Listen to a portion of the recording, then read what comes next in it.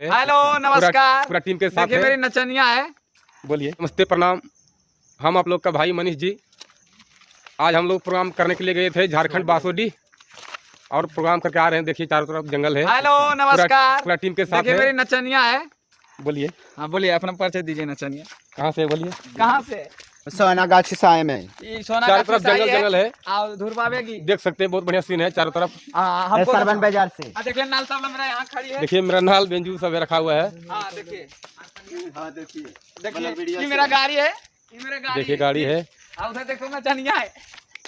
नाल बेंजू सब रखा हुआ है। सब रखा हुआ आ गए तो गाड़ी ठीक नहीं कर रही है। ये हमें एक नाल बेंजू है। तो बाद में कीजिए तो आप जाओ। बोले बोलिए।